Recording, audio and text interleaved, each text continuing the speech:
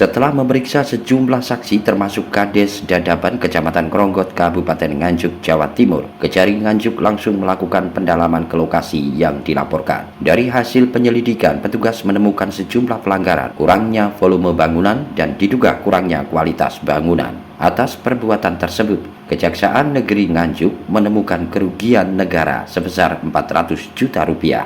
Kasih Intelijen Kejaksaan Negeri Nganjuk menjelaskan, dari hasil penyelidikan awal, ditemukan penyalahgunaan wewenang transfer dana desa ke bendahara, langsung diminta Kades ditransfer ke rekening pribadi.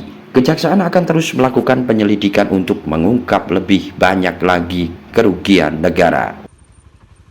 Seperti itu. Nah, untuk perkembangannya dapat kita sampaikan beberapa hal ya, seperti itu. Jadi ada beberapa hal yang perlu diluruskan, ada beberapa hal yang akan kami sampaikan. Jadi untuk dugaan laporan pengaduan di penyalahgunaan wewenang di Desa Dadapan, itu dari hasil pengumpulan bahan keterangan dan data, kita temukan fakta ada uang sejumlah sekitar 400 juta rupiah yang diduga disalahgunakan.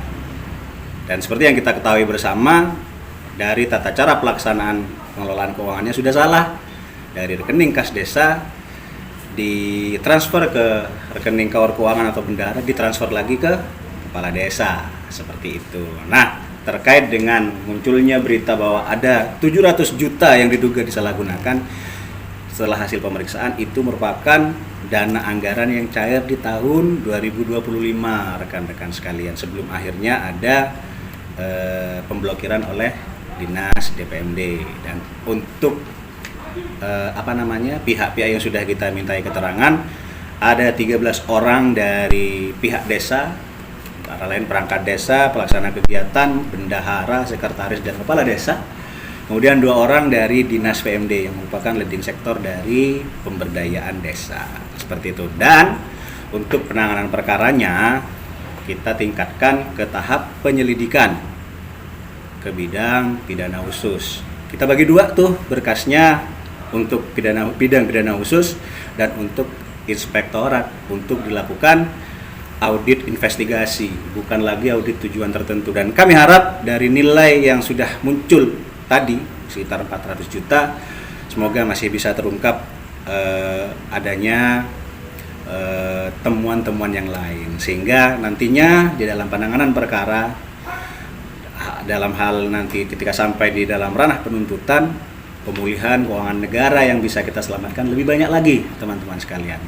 Selain itu dapat kami sampaikan, salah satu modus operandinya adalah salah satunya adalah di dalam pelaksanaan kegiatan anggaran desa itu, di dalam pertanggungjawabannya itu tidak sesuai, rekan-rekan sekalian. Jadi kegiatannya untuk A, nah ternyata yang diinput oleh pihak oknum di desa ini itu kegiatan B, seperti itu. Nah, makanya kita memerlukan keterampilan atau keahlian dari tim ahli untuk mengungkap hal tersebut.